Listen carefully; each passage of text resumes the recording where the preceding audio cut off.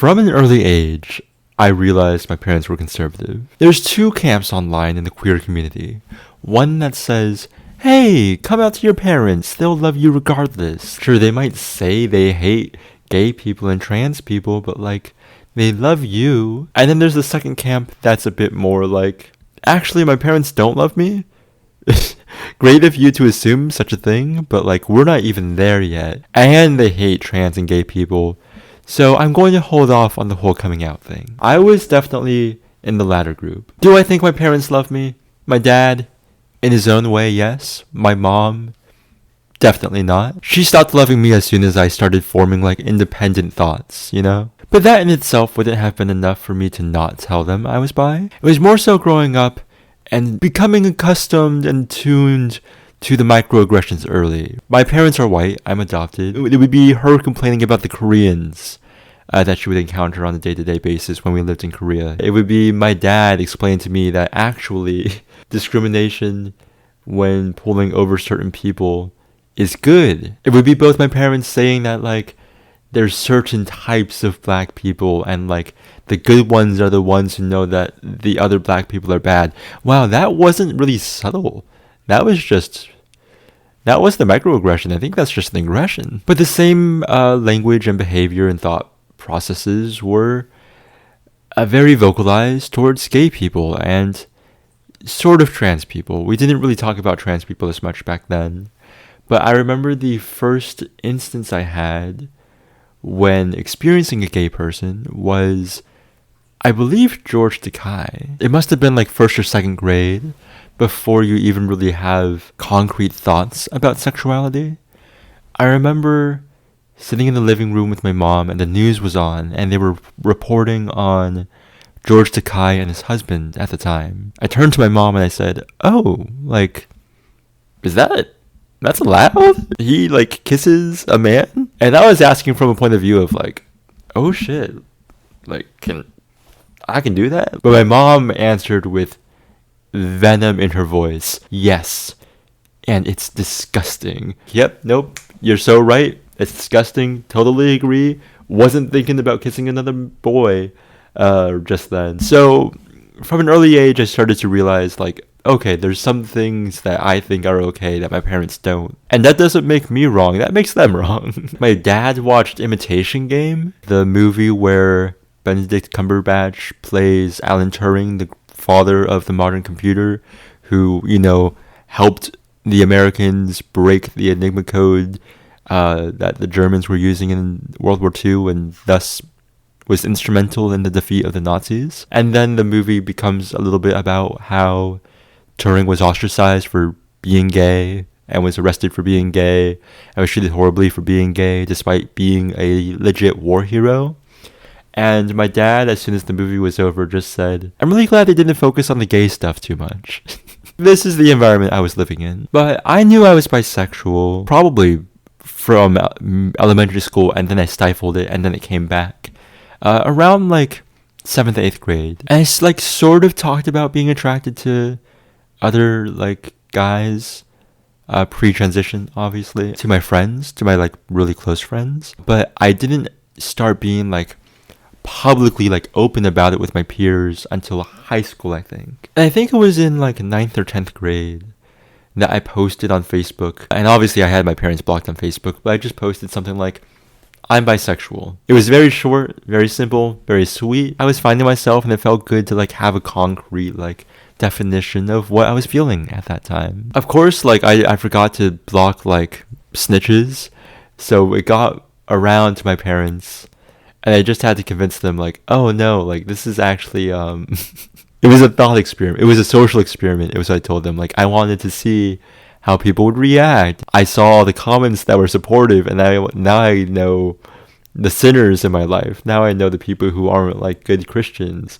So I did this to like figure out who to ostracize, actually. I don't know whether they believed me, but like they never brought it up again and they just made me delete the post and I didn't get in trouble. But my mom ended up moving away, not because she was divorcing or separating from my father, but just because like she got fired from her job and she got so embarrassed she moved back to America. I don't know how to explain that one to you. She just left. And it was really freeing. And it gave me the opportunity to like have my first sexual experience with a guy. But I used to journal back then. I had an entry in my journal that was something along the lines of, yeah, and then I slept with so-and-so, his name. And I remember my dad found it, and it was like, hey, I read something interesting in your journal. We should discuss this. And then we just never did. And truly, I think he trauma blocked it, because when I came out to him years later as trans, I was also like, oh, and by the way, like, I am also bi. Here's a 2-for-1.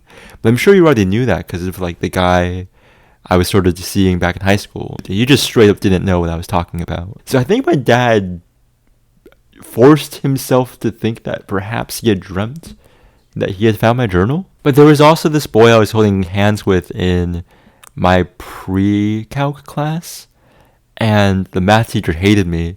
So when we had like the PTO conference, he told my dad that I was distracted in class all the time because I was holding hands with a boy, which granted, I should have been paying more attention, but math is so fucking boring. And my dad stormed down the hall to where I was having my film production club and threw a textbook at me, which I caught, thankfully. So yeah, no, not like the best environment to like be queer in. My sisters are both very conservative. How conservative? Voted for Trump all 3 times. They were very much in the camp of like, we don't agree, but we do love you. One of them was like a lot more accepting. The other one was sort of like hedging her bets. I told them because I think I needed to tell someone in my family. I remember like having this heavy weight upon my mind and shoulders, testing here and there of like, hey, I have a friend who's gay, or like, hey, like, would you still love my brother if like he was like sometimes interested in guys? What if, when the what ifs were like, it is, and I know, and I'm trying to tell you, but like, I can't. I'm fantasizing about this moment, this television, TV, movie moment we could have where like, I come out to you and then this all turns around and you'll finally love me. I had the chance, years later, last year actually, to sort of put that to the test. Because last year is when I realized I was trans femme non-binary. And while I'm not in regular contact with my family, the hormones definitely would have changed my appearance. The voice training, which I've sort of been touch and go with, would have been noticeable if I ever spoke with anyone on the phone. It wasn't avoidable.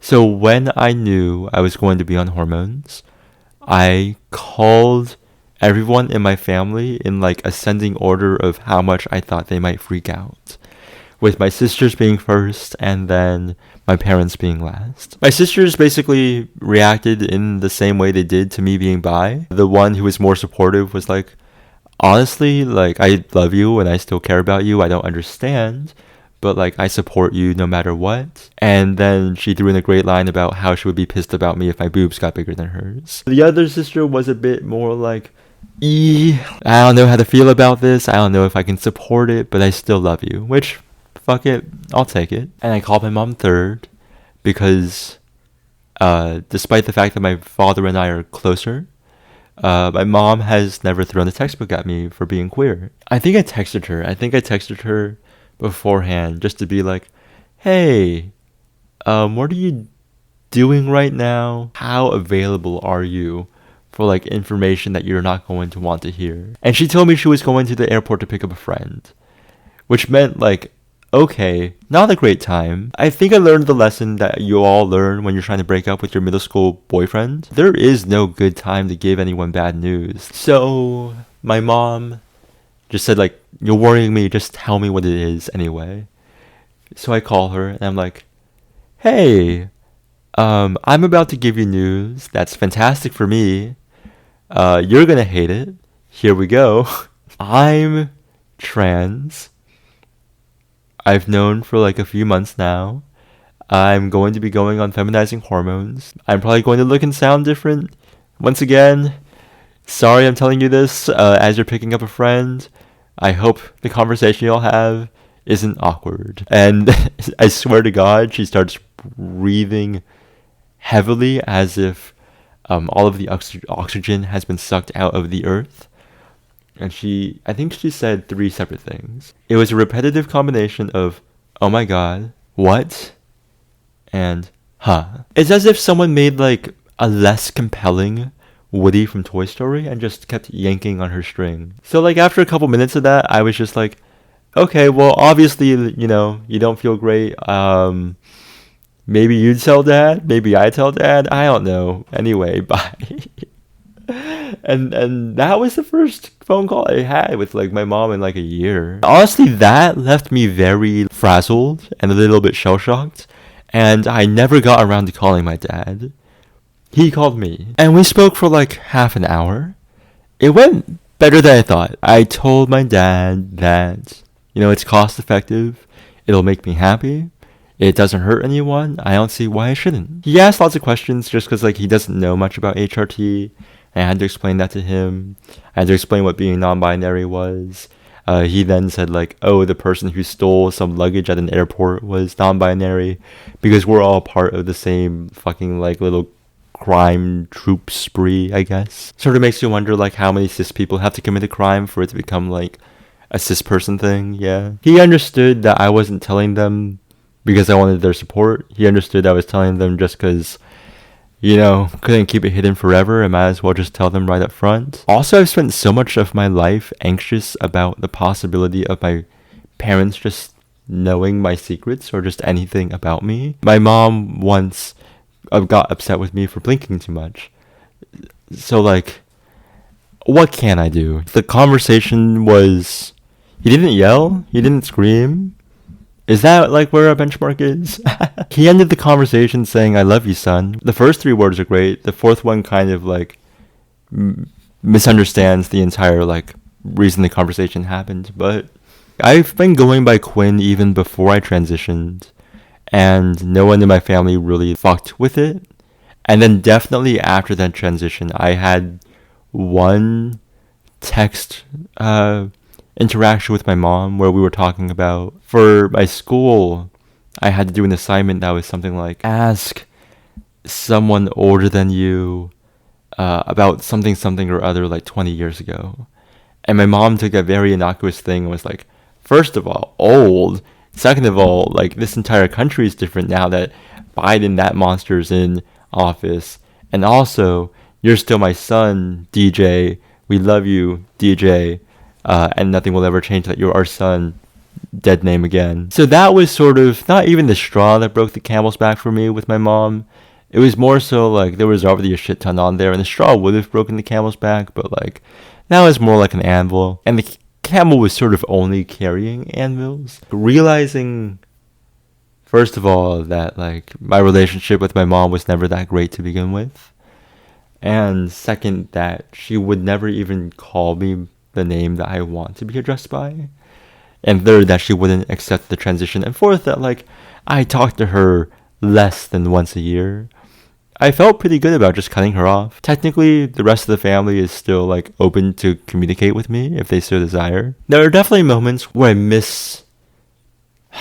For example, during the hurricane that swept through Florida, where I live, lots of my friends and coworkers were talking about like the phone calls that they had with their parents who checked in, and they were always like annoyed because they were like, nothing ever happens, and my mom's like calling me to make sure I'm okay.